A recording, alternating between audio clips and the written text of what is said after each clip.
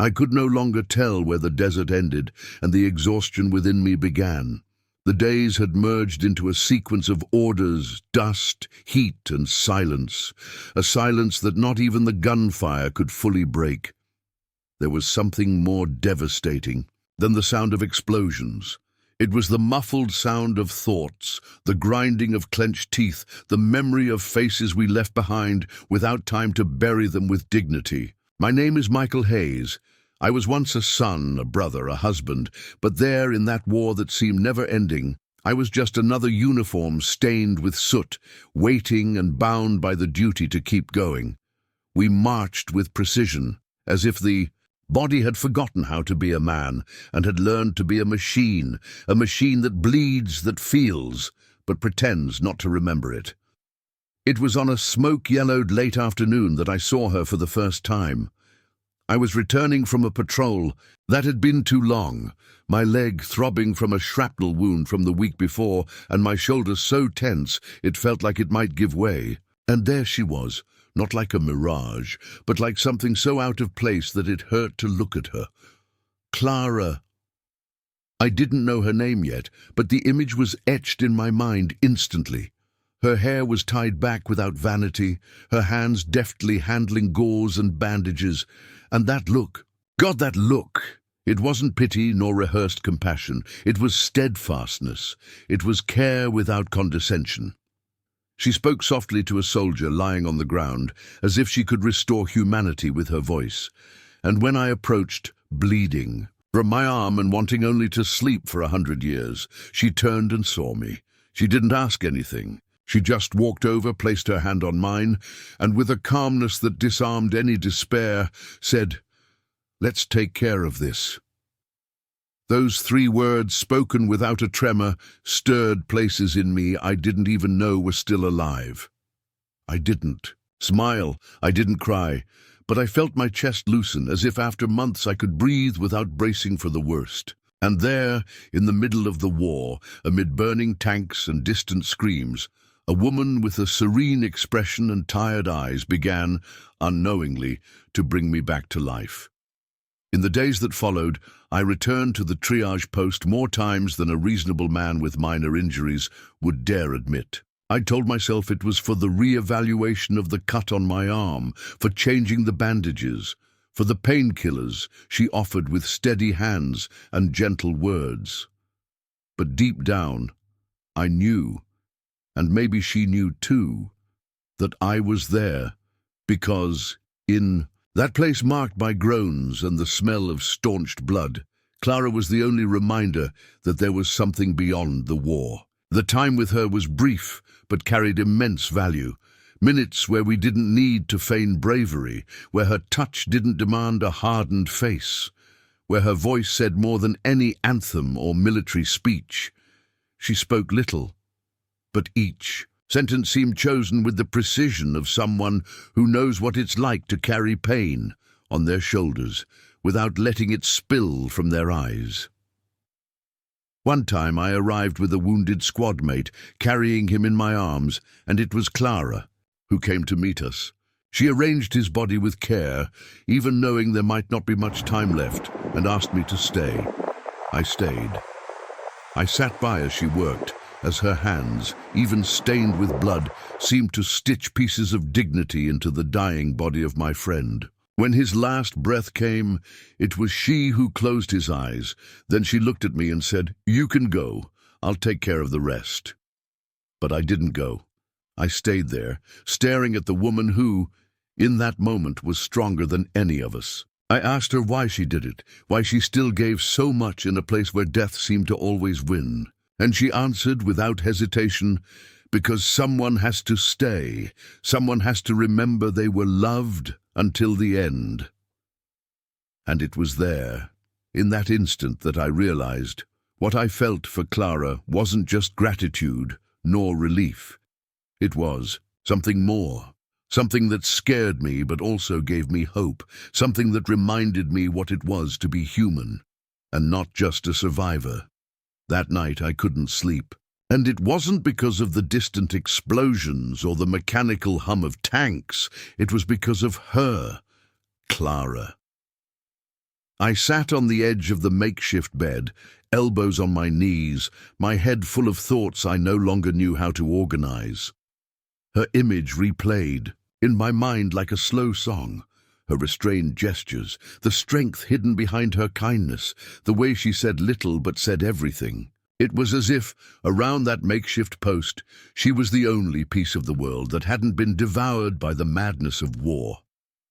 I hated myself for it, for letting my heart lean in just now, in the worst possible place, at the most inopportune time. But it was also there, in that land marked by smoke and sand, that my soul finally found a sliver of light. And for the first time in a long time, I wanted to follow it. The next morning, I made up excuses to get closer. A bandage that could wait, a pain that wasn't urgent. She attended to me as always, precise, attentive, present. But there was something different in her eyes. A deeper tiredness, perhaps, or an understanding that didn't need to be spoken. I didn't bring up the previous night. I just stayed there in silence, letting time move slowly, as if the mere fact of being by her side was enough to keep my body upright. And then she did something she'd never done before. She offered me water, but with slightly trembling hands, as if that gesture for the first time cost her something too. And that's how I knew what was between us was no longer just relief. It was a mirror. It was shelter. It was the way two tired bodies recognize each other even before they allow themselves to love. The war, of course, didn't stop. We continued living on alert, armed on the outside and within. But now, between one patrol and another, between the wounded and reports, my eyes sought hers like someone searching for an anchor in the midst of a current. And when I found them, even from a distance, even briefly, it was as if my chest gained a second wind. I didn't know the name of what was growing there, but I knew that if I survived all this, it would be because of her, or for her. The war tightened, as if it were jealous of what was blossoming between us. The fighting became more frequent, more violent, and the time I spent away from the triage post increased. Night patrols, risky rescues, explosions ever closer, and with each return, the fear was no longer dying. It was not seeing her again. What haunted me wasn't the bullet, but the possibility that the next attack would take Clara before I could say everything I swallowed with each reunion. I spent my days counting minutes, my eyes scanning the horizon, not for targets, but for hope. And when I saw her, even in passing, even bent over another wounded soldier, something in me realigned. It was as if my body remembered the reason it still walked. One day, I returned with my shoulder torn by shrapnel. It hurt more than I wanted to admit, but what really hurt was her absence when I entered the post. The air felt heavier, the silence denser. It was some random nurse who tended to me, efficient but cold. I asked about Clara without beating around the bush. "She's out on an evacuation mission," they replied. And in that instant, my heart sank, a dry tightness, as if something had been ripped from my chest. I waited, for hours, alone, bandaged, unable to sleep, eat, breathe, until I heard footsteps I'd recognize even among 1,000. She entered, her hair disheveled, her expression hard, but her eyes alive. She saw me, scanned the bandage on my shoulder and sighed, not with relief, but with that kind of exhaustion that only exists when you love without yet calling. It love we didn't speak, we just looked at each other, and in that look there was everything, the fear, the reunion, the urgency. She approached, brushed her fingers against mine, squeezed my hand as if holding a secret. And it was there, in the midst of chaos, surrounded by pain and dust, that our souls made a silent pact. If the world was collapsing, let it at least collapse with us on the same side. In the days that followed, we grew closer. A gesture here, another there, a touch when handing over a canteen, a quick note left with the medicine, words spoken with the eyes, nothing explicit, everything essential. The war still surrounded us, but now there was a piece of peace between us. A truce. Built by two in the middle of hell, war has no mercy for bonds. It doesn't wait for you to be ready to lose, nor does it care about what you haven't yet had the courage to say. It was on a grey morning, the kind that's born already old, that everything threatened to crumble. We had lost contact with a nearby unit and were sent to investigate. On the radio, only static. On the way, only signs that something was terribly wrong. My platoon and I approached cautiously, but it was too late. An airstrike had destroyed nearly everything. Among the bodies I saw remnants of medical uniforms, open first aid kits, tracks of running in the dirt. And my heart, which until then beat as usual, began to panic. I asked if anyone from the Red Cross was among the missing. They confirmed, name by name, until hers, Clara. That hit me harder than any explosion. I felt my body fail, my knee buckle, but no one noticed. I swallowed the despair like you swallow blood, bitter, hot, inevitable. We spent hours sifting through rubble, collecting documents, searching for any sign of survivors. With every second, my mind hammered at what I never told her, what I put off as if there were time, as if war weren't the place where everything can end before it even begins. But then, in a nearly intact tent, we heard a groan. It was faint, muffled. 3 soldiers rushed forward, lifted the torn fabric, and found her. Injured, yes, with a broken arm, her forehead bleeding, and her eyes half-dimmed, but alive. Alive, and it was as if the world for a moment breathed with me. I knelt beside her and held her like someone holding their own soul. She tried to smile, but couldn't. She only murmured my name. Michael. And that was enough. That was enough for me to know, without a shadow of doubt, that everything we were living was more than a wartime coincidence. It was love, real, brutal, improbable, and absolutely true. She was airlifted to the main base. I stayed to finish the mission. And it was in that silent farewell, in the helicopter's ascent and her weak wave, that I promised silently, if she survived, if I got out of there alive too, I wouldn't let anything come between us. Not fear, not time, not the past. The end of the war didn't come with applause or raised flags. It came with silence, a thick, strange silence, heavier than the sound of any bomb I'd ever heard. When the news was confirmed, the faces around me didn't smile. They just softened. Shoulders that had carried too much weight for too long finally gave way, and the feeling was one of being adrift. The war was over. And now? How do you go back to being a man after so long being a soldier? I returned to the United States carrying more than my backpack. I carried names, smells, nightmares, and a promise.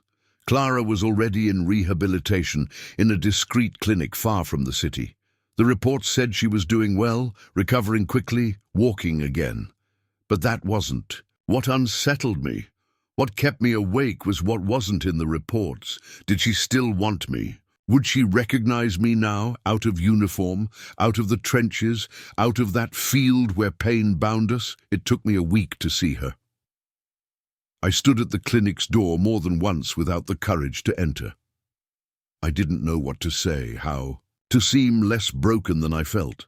But one day, she came out, alone, leaning on a cane, her hair loose in the wind.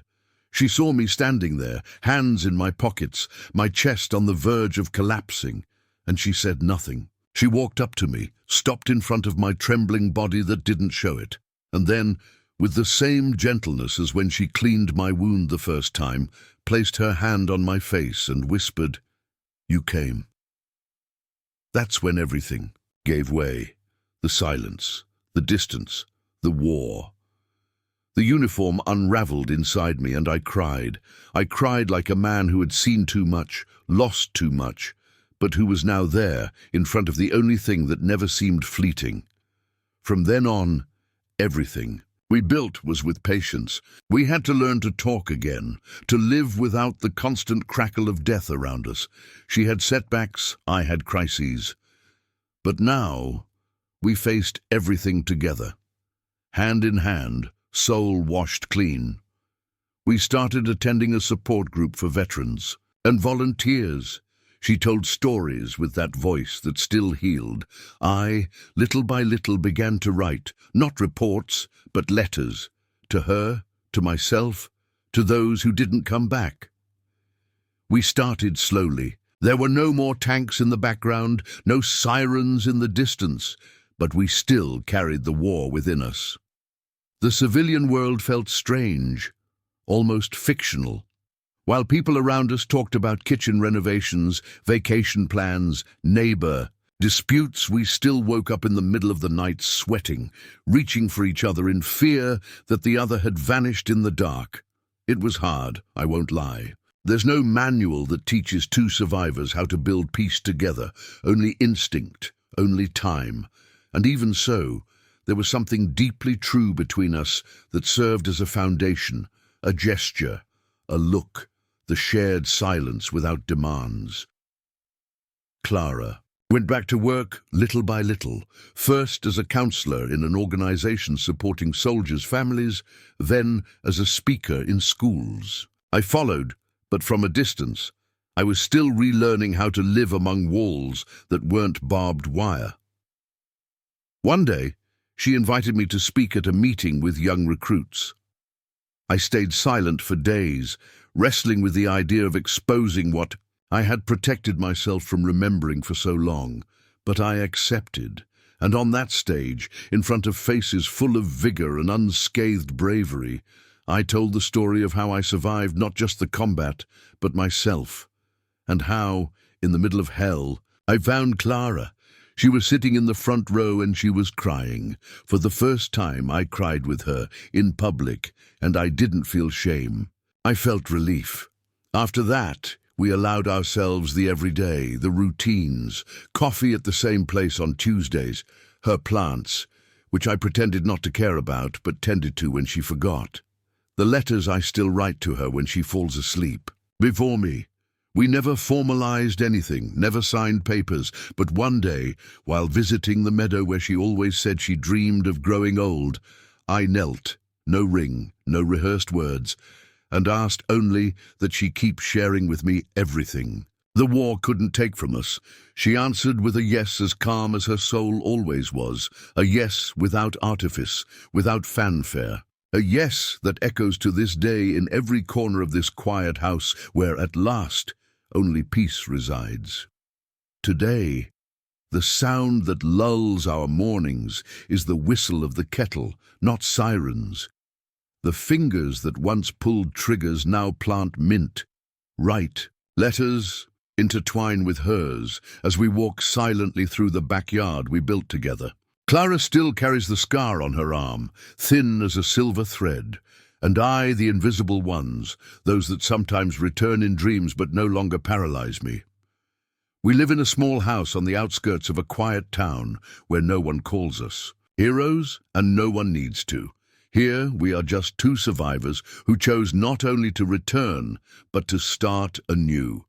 Sometimes she still talks about the triage post, about that day she saw me for the first time and knew without knowing that something was about to change. I smile, because it was right there amid the blood and dust that I found the most improbable and true love of my life. We didn't promise each other eternity. We promised presence, and we've kept it. In every stormy night, in every calm morning. Love for us wasn't an escape from the war, it was resistance, it was shelter. It was what remained when everything around us seemed destined to crumble. If you ask me today what it means to win a war, I answer with a glance to the side. Clara, sitting on the porch, reading the same book for the fourth time, barefoot, with a warm mug in her hands. That is victory, that is peace, that is everything I fought for without knowing I wanted it.